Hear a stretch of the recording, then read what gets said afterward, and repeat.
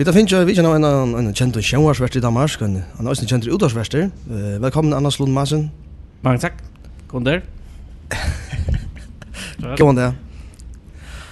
Du har parkeret ulovligt. Ja, det har det er derfor jeg måske har et lidt flakkende blik. Det kan man jo ikke se i radioen, men det er derfor man kan måske høre at stemmen er lidt disorienteret, fordi jeg sidder og holder øje med min bil i det indre København, som holder et sted, hvor den ikke må holde i 24 minutter endnu.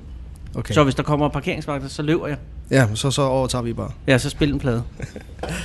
Anders, du har boet på Færøerne. Ja. Hvornår og hvorfor? Hvorfor?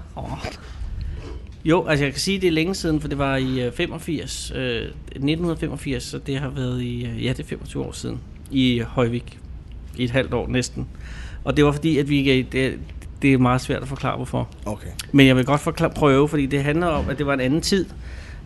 Jeg gik på noget, der hed RUC, som er Roskilde Universitetscenter, som er et sted, der er meget svært at forklare, men som dengang var, hvor man arbejdede rigtig meget i grupper.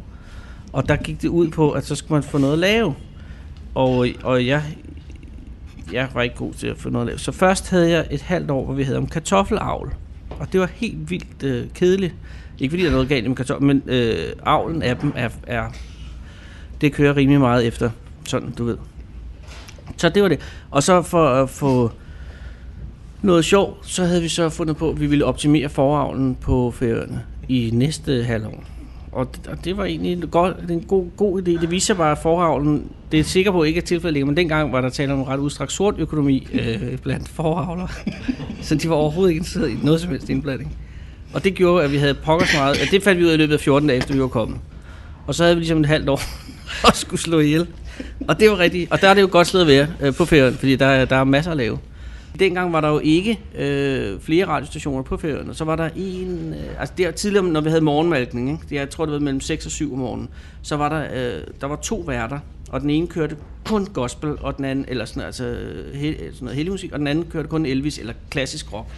Er det stadig sådan? Eller er det... Nej, det er den næppe, vel? Fordi det var meget... Fordi det, der skete, var, at den ged, vi havde, den reagerede meget ud, hver gang, når det var Elvis. Det var den helt vildt glad for, men den kunne satme ikke lide gospel. Så der stod den bare sur og ville ikke noget som helst. Og køerne var ligeglade. Så der har I en mission, hvis I laver morgenradio, og laver varieret musik til folk, der malker. Mhm.